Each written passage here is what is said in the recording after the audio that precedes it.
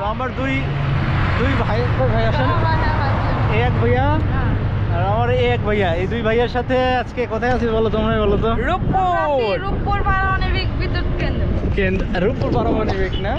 হ্যাঁ, রূপপুর পারমাণবিক। আর আমরা আছি এখন হচ্ছে লালন শাহ সেতুর উপরে, রাইট? আচ্ছা, এখান থেকে যে দৃশ্যটা আমি একটু ক্লিয়ার করি। আমি যদি এই সাইডে থাকি তাহলে রূপপুর পাওয়ার পয়েন্টের আমার সামনে যেটা আছে সেটা হচ্ছে রূপপুর নিউক্লিয়ার পাওয়ার পয়েন্ট, যেটা রূপপুর পারমাণবিক বিদ্যুৎ কেন্দ্র নামে পরিচিত। আর আমার বাম হাতে যেটা আছে সেটা হচ্ছে যে বাংলাদেশের সর্ববৃহৎ, মেবি এখন পর্যন্ত সর্ববৃহৎ এবং সর্বপ্রাচীন যেই রেলওয়ে সেতু, যেটা হচ্ছে হার্ডিং ব্রিজ নামে পরিচিত।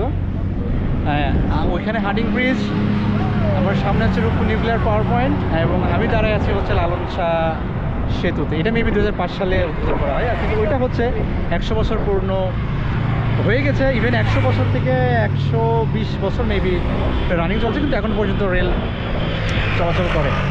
তো আর এখানকার যে ওয়েদারটা, কেউ যদি টাইম স্পেন্ড করতে চান, একাকী লাগে, সেক্ষেত্রে আপনারা ডেফিনেটলি এই জায়গাতে আসতে পারেন। কারণ এখানকার ওয়েদার সব কিছু মিলে, সব টোটাল মিক্স দিয়ে একটা কি কেমন লাগতেছে তোমার এখানকার?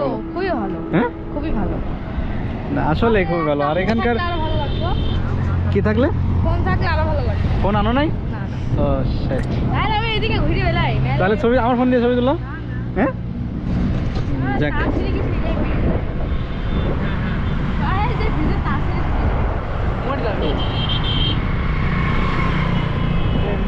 নেট কেবল বা কিছু একটা দিছে।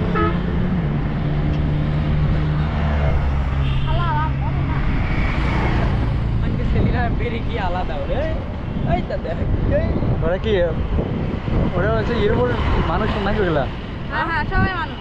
বক্স নিয়ে উঠেছে? মাটিতে মাটি